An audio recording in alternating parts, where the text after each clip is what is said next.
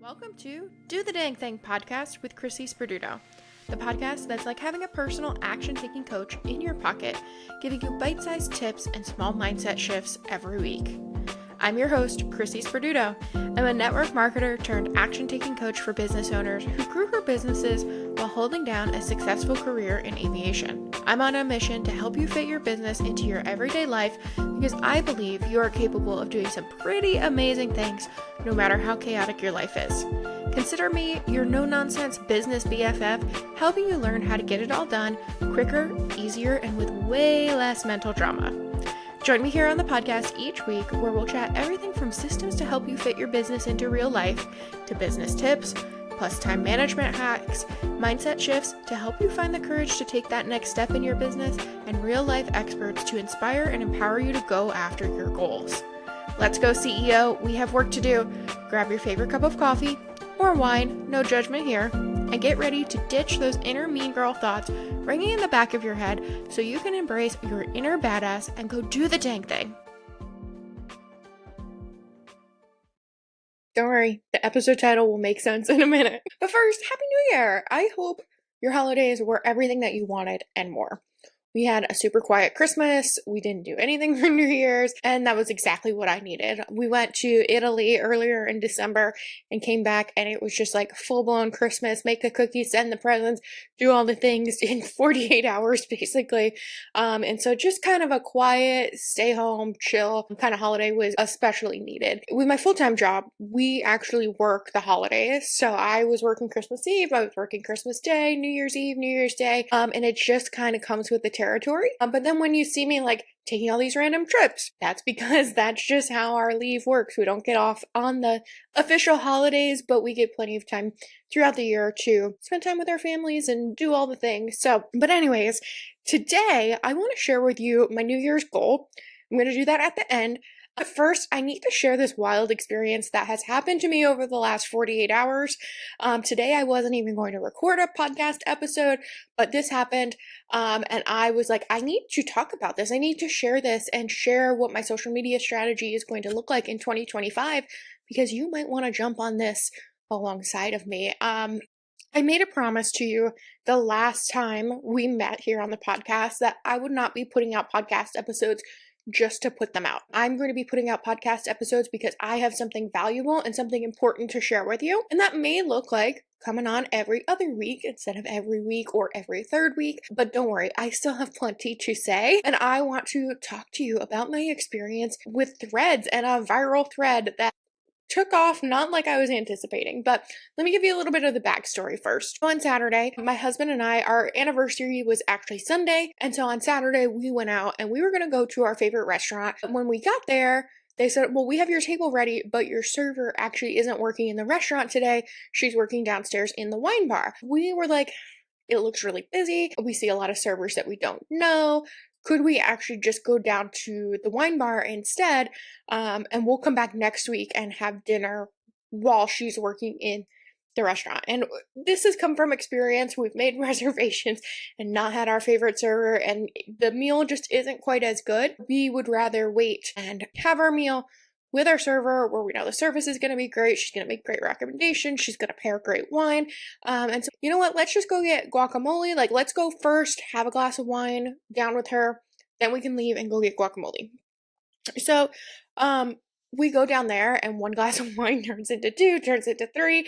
And then all of a sudden we're like, oh my gosh, it's already like 9:45. Let's get the check so we can go get our guacamole.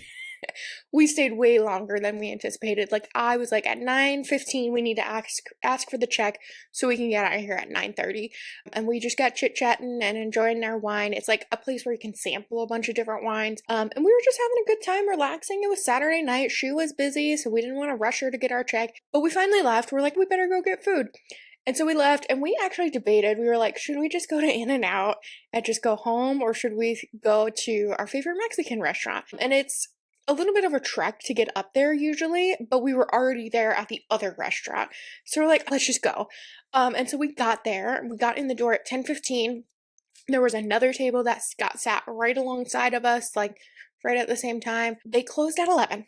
So I used to work in food service, and I know how crappy that is.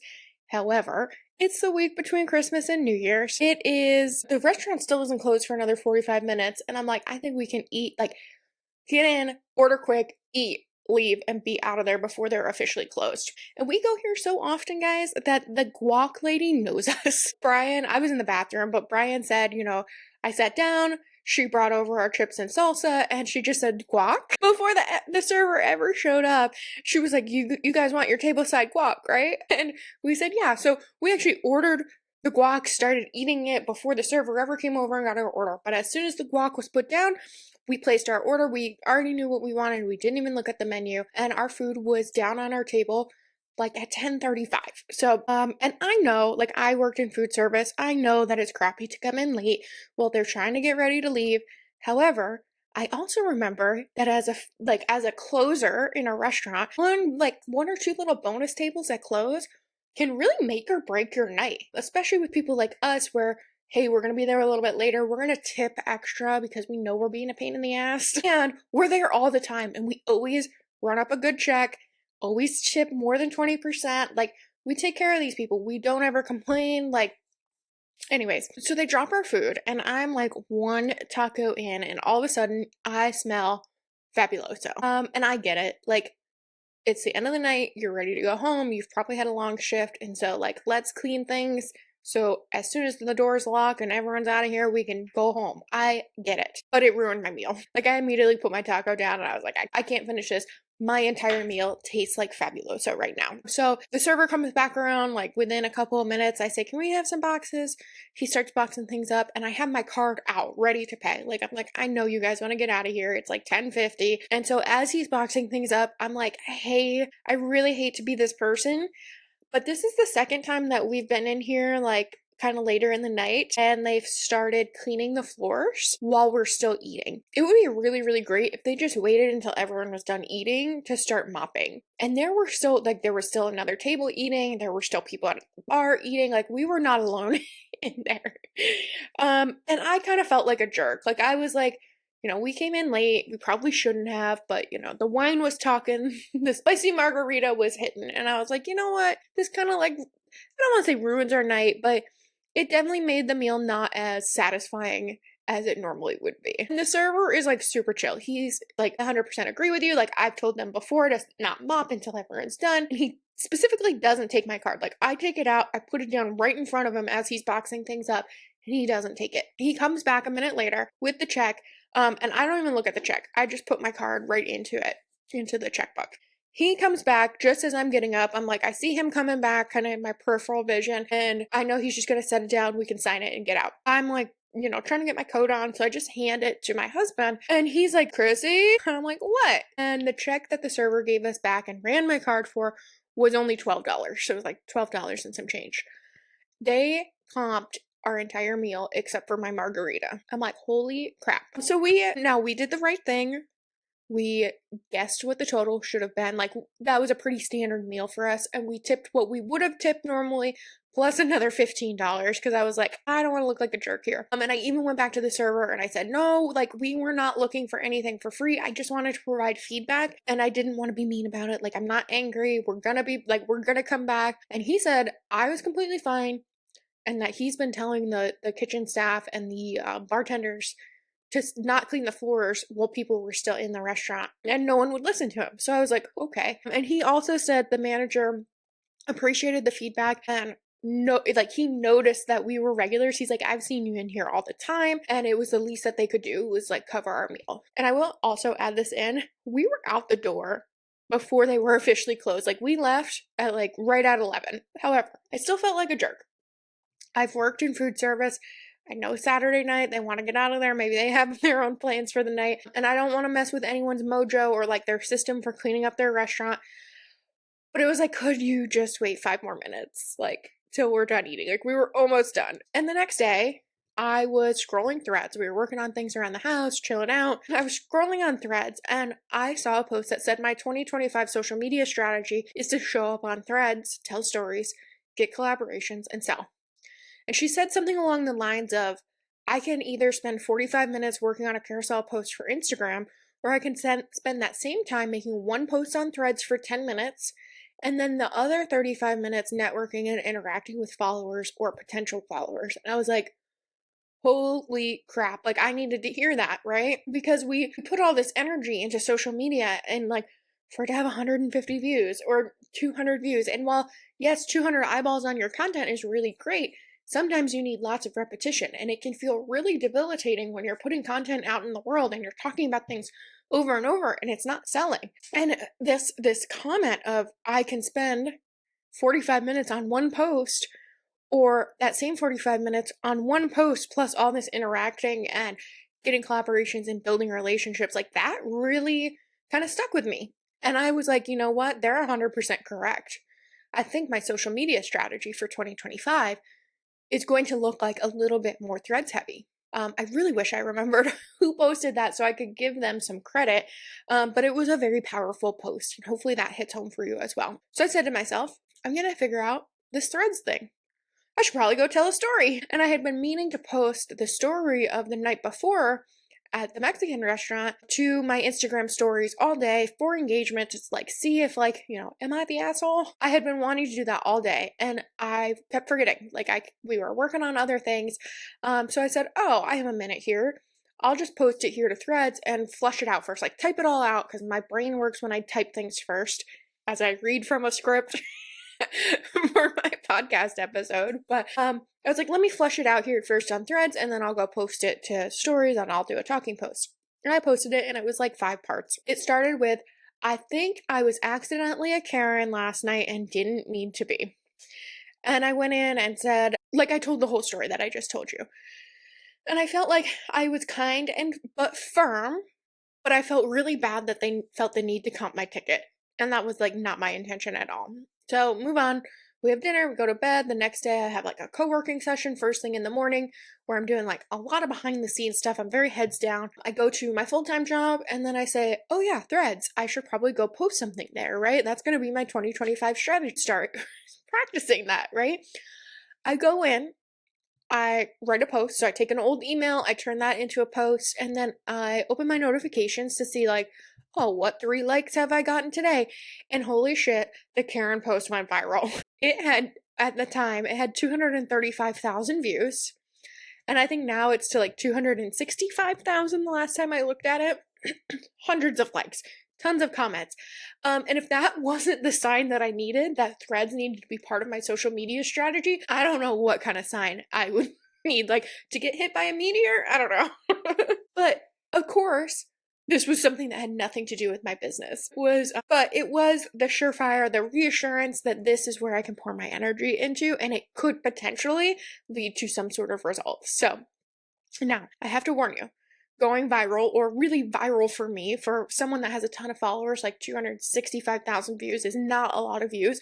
But for me, with my 260 threads followers, that was a lot of views, right? Going viral, or viral for me, is not all fun and games. There were some Karens, like literally women named Karen, that were having full-blown meltdowns in the comments. They were so mad. They're like, why do we use Karen to just... I was like, I was just trying to get a point across in a way that people understand. And guess what? I did it because you're mad. You're pulling a Karen.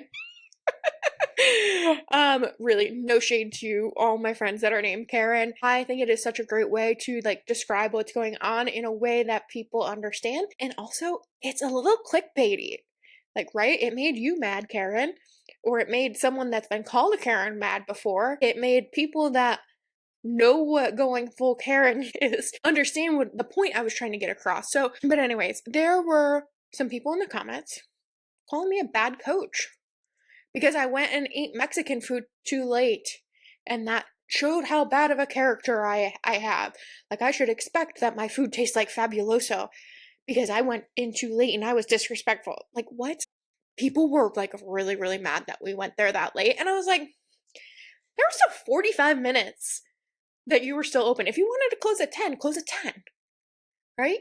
Our server didn't seem to mind that we came in late and tipped him extremely well. We were out at the door before close. So they needed to be there till 11 anyways, because that's when they closed. And it was just an opportunity for them to add another $100 to their sales for the evening. For that server to make an extra $30, $35 in tips. I really don't feel bad about that. If it had been after 10:30, like, yeah, I probably would have felt bad about it. But 10:15, when you close at 11, it's plenty of time for me to eat and be out the door before 11. I think the post, like, maybe I didn't do the best job explaining why I felt like I was like pulled a Karen, was I felt bad for getting the food comped. Like, I was not complaining to get anything for free. I was complaining so the next time we go there, my food doesn't taste like cleaning products. So, but it is super wild to me how people have so many opinions and are so comfortable voicing them and beating up someone else's moral character from behind a keyboard. Like, that speaks way more to you than it does to me. So those sorts of things don't bother me. And saying that I'm a bad coach because I felt like a Karen, no, I don't have it out for the Karens of the world. I love all my friends named Karen. I was just trying to get the point across that I felt like a complainer. And guess what? Using that verbiage worked. If I had said, complained last night, you got my food comped for free, I also would have looked like kind of like a bee, you know? But anyways, there were also on that same exact post dozens and dozens and dozens, over 500 people that liked specific posts, dozens of people saying that I provided really valuable feedback to a small business, which is something that I absolutely do as a coach. Even though that post really didn't have a ton to do with me as a coach, it did show my character and my personality, and it showed that I don't sugarcoat things, that I will say the hard things.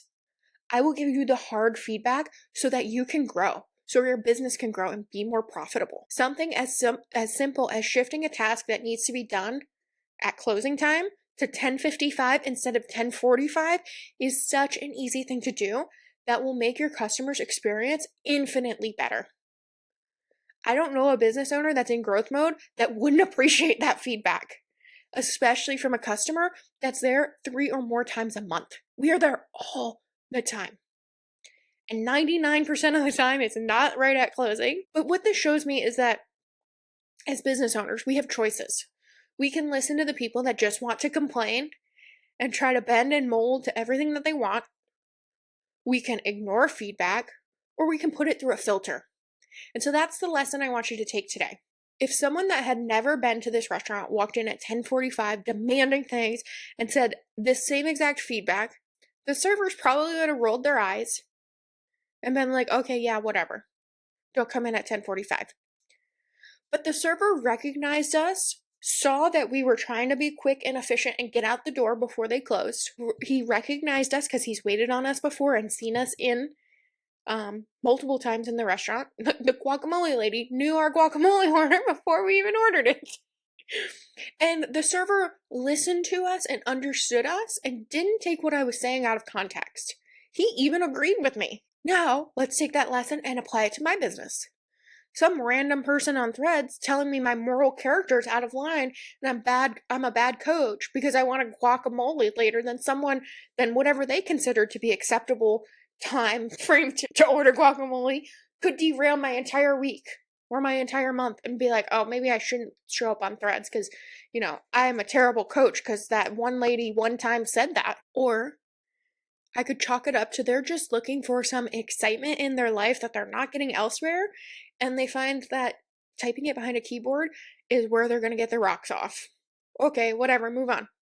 However, if my really good customer that works with me one-on-one and is in my membership and buys all the things that I put out, watches every single one of my stories, said, oh, Chrissy, I think you're out of line here.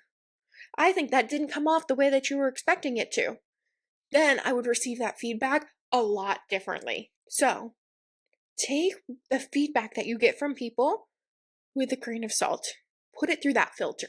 Now, this is a not so serious topic here. It's guac. Who cares? But sometimes, like, the story that I shared was not serious. It's guac. Like, it was an experience. I told the story. Cool. But sometimes when we think about sharing something vulnerable, it's really hard to do that for fear that the ugly people on the internet are going to come out and attack us. The lesson here is don't let strangers with an opinion, because everyone has them, derail you from showing up as you are and telling your story. Whether it's about guac or your childhood or your business ups and downs, share it authentically and the right people will appreciate it. Now, I'm taking all of this that we learned here The same advice, I'm applying it to myself. Let me tell you about my plan for 2025. It is still to focus on threads. And I think that this really was a sign that I needed, that this is a good place to put my energy into because it has the potential to do some really crazy things. And hopefully next time is for something a little bit more related to what it is that I do. But I wanted to use this post as an example for myself and for you of what's working on threads. Like, took the post, like totally neutral, like whatever the feedback was from the post is none of my business, but what strategically worked on here and what didn't. What kept people's attention? Why was the hook so powerful? I know the Karens were mad, but fuck, it got them to comment. It boosted engagement and it pushed the post to more people. And those people, some of those people might be my people, even though it was a little unrelated. So not the post I would have wanted to go viral, but we're gonna take that post and see what worked to push it out to so many people. And here are a few of the things that I observed when reading the post back and that I would repeat in another thread again, and you can use as kind of a framework for making a really good thread that has the potential to go viral. Okay, so first, the hook was eye-catching. I said, I pulled a full Karen last night and didn't mean to. Wait, like, you see that and you're like, wait, how did you pull a full Karen and not mean to? I'm intrigued. Or maybe you're thinking, why do people always use that phrase? It's so rude to Karens. Now you're fired up. Either way, I want to keep reading.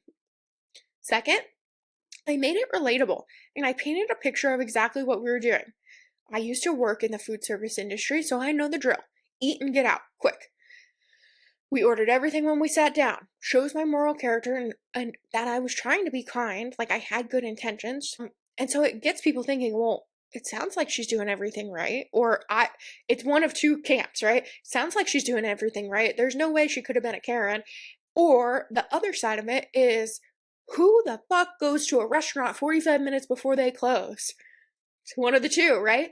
Either way, it gets people on one side or the other and gets them to continue reading. Or, for some of my keyboard warriors, gets them to comment, which then pushes the algorithm out to more people. Then I added in a little bit of flair and relatability. I said the guac lady, bless her, she is my favorite. Even knew to come to our table for guac before we ever ordered it. And then I added in one of my favorite emojis, the laughing emoji. Then on the next thread, so I broke it into 5 different, so it was like one main thread, and then it had 5 different replies to it, and I numbered them. And so then on the next thread, I painted another picture. I said, I was 1.5 tacos in, enjoying my buzz from my spicy margarita, when all of a sudden I could taste and smell. All I could taste was Fabuloso. Now here, I'm sure lots of people could relate to chowing down on some tacos. And the fact that I added in the descriptor of my spicy margarita also kind of gets them in the mind frame of oh, I was halfway through my taco, I'm about to bite a taco with my spicy margarita on the side, and all of a sudden, the fumes of Fabuloso hit me right in the face. Now they're hooked. They're like, she was 1.5 tacos in. What the heck? How did this happen? They want to keep reading. They want to see what happened. And how I was apparently a Karen, and I waited to put the how I was a Karen till really late, like 4 or 5. And each one of those threads was relatively short and really easy to digest. I used a lot of spaces, used a good amount of emojis, and I labeled them 1 of 5, 2 of 5, and so on. And telling this really relatable story, right? Everyone's eating tacos in a way where people could see themselves sitting down, chowing down on some tacos, and then all of a sudden tasting cleaning products, put them in the moment. They're like, wait, I need to hear more about this. It made them have an emotional response and comment. Whether that was an emotional response of, you're an asshole, how could you do that to someone that wants to go home on Saturday night? Or, actually, you really weren't an asshole, I don't think you were in the wrong here. They're emotionally tied to it, and they have a response to it, and they're going to comment, or they're going to at least go through and start liking different things and liking other people's comments that they agree or disagree with. And it was so cool. People started to come out and tell their stories of having the bleach taste. People were like, what's wrong with Fabuloso? And then 20 comments would be like, it tastes terrible. I can't believe they could use this in a restaurant. And people got really emotionally attached to this. Again, it was guac. Who cares? And then other people, which I thought this was the funniest part. People were like, well, I really hope that you tipped on the original check. I'm like, no shit. I tipped on the original check and then some. People are going to have opinions. People are going to misunderstand you. let them. And that was my goal, to have people voice their opinions on something like so stupid to send the post to more people. Right? And you might be thinking right now, but people thought you were a bitch. Oh no, someone on the internet, I don't know, judged me. They had thoughts about me. They got mad at me for using the term Karen. So what? I also had 265,000 potential clients get eyeballs on my stuff and see my personality. I got dozens of new followers, and I got people seeing how I tell stories, how I relate to people, how I give feedback as a coach. I got people to have an emotional response about my story. Whether that's good, bad, indifferent, none of my business. That is none of my business. But 265,000 eyeballs on my content, that's like a football stadium worth of people. Like, I'm Taylor Swift right now. And then those people that thought I was a terrible person and I'm a terrible coach and my moral character is showing, when I literally started off saying I accidentally was a jerk and I didn't mean to be, if they forgot that part on slide 1 and they're 5 slides in and they're judging me for like accidentally being a jerk, then oh well, I really don't want to work with them, because the second I make a mistake or say the wrong thing or say something out of order, they're flipping their lid. I don't need to work with someone like that. And honestly, if you have not gone bar hopping and then out for Mexican food late at night, or you think that going to a restaurant at 10 p.m. for a margarita and some guac is a moral sin, you're probably not my people. Bye. That is 100% okay. I'm over here every Friday popping bottles of champagne on my stories because that's the kind of people that I want in my sphere. I want people that can work hard and play hard. I want people that can lay back and relax, have a glass of wine or a spicy margarita, that can take constructive feedback, and not those that can't take a joke or think that I'm a terrible person for drinking or for going out a little bit after when they deem it acceptable. They're not my people. Like, bye. Hi, Felicia. I'm really glad that I figured this out now instead of later. I have to say, like, I was really shocked by people saying, like, my moral character was showing because I went to a restaurant too late, therefore I'm a bad coach. Like, what? Like, how does that even connect? But anyways, I want to tell you a little bit more about my social media plan moving into 2025, since seeing the potential that Threads has, okay? First order of action on social media. Easy content on Instagram. Stories, reels, carousel posts. I might even experiment with some static posts with some like good copy underneath. And I'm leaning into the tools I have in the ChatGPT Solopreneur Club to repurpose and reuse a lot of the content that I already have. Like, I've spent the last couple of years creating a huge database of content that I can reuse, repurpose, revamp. And if you're like, what's the Solopreneur Club? Check out episode 31 and listen to my conversation with Irina and the tools that she uses alongside ChatGPT, because her club has really allowed me to take what I already have and just reuse it and repurpose it. But my goal really is like low lift content for Instagram. I'm not going to be like doing these crazy reels or anything like that, because I think just right now I'm a little bit burnt out from it. I'm still going to provide value and content over there, but I'm just going to make it a little bit easier and make that not a problem. Okay. And then I'm going to focus a majority of my socializing time on social media and testing of content on Threads this year. I can see that that is a really great place to meet people, find collaborations, and say, this is what I want to do and this is who I help. And I think a lot of people are consuming over there and not a ton are creating. And so I think that this is going to be a really fun experiment of like, can I grow faster on Threads versus Instagram? And I'm going to try it out. I don't have all the answers. I do know that deciding is sometimes the hardest part. So instead of waffling and going, I don't know if I should focus on Instagram or Threads, I'm just going to go, hey, Instagram, I'm just going to make it easy for the next little bit. And Threads, I'm going to put a majority of my bucket of my time, my effort, my energy over on Threads and see what happens. I'm going to give it 60 to 90 days and reevaluate. After quarter 1, hey, did that plan work? No? Okay, what can I try next? As far as other things go, I'm also going to start doing a lot of other low lift things in my business. I've mapped out my ideal week, how much I want to work, when I have time to do things. And I'm really going to try to do things that feel easier in the moment. Put a lot less pressure on myself to produce, as we talked about in the last episode. I'm only going to be posting a podcast episode when I feel like I have something valuable to share and I don't need to rush to get it out. Like today's episode totally was not planned, but when it all went down, I was like, I need to share this with my podcast listeners because this was a wild ride, and this might be, they might be looking for that next thing in 2025 to really kick them off with a bang, and maybe Threads is it. I don't have all the answers, but we can try. I'm also going to try to be on more podcasts if I can. Get off of social media. Let people hear my voice. Let them see my personality. Honestly, being on other people's podcasts is always so much fun. We have the best conversations, and it's such a great opportunity to get in front of new people. I don't have any new offers planned for 2025. I am very much like as I see a need in the marketplace, I create things, but I promised myself I would get really good at marketing the things that I already have in the next 6 months before I put anything else out new. The Do the Dang Thing membership is open, and also one-on-one coaching, and that's going to be my 2 focuses for marketing in the first 6 months of the year. I'm also going to try a little bit of in-person networking. My schedule is changing in my full-time job, which means I'll be able to make my neighborhood's business networking meetings once a month on Wednesdays, so I'm really excited about that. Now, if you're like, oh my gosh, today's 2025, I'm not ready for this, like I'm still recovering from Christmas, and you're like, I don't even know what goal to set in 2025, I want to help. So I have 2 options for you. The first is a goal setting workbook available to you in my free resource library. It is free.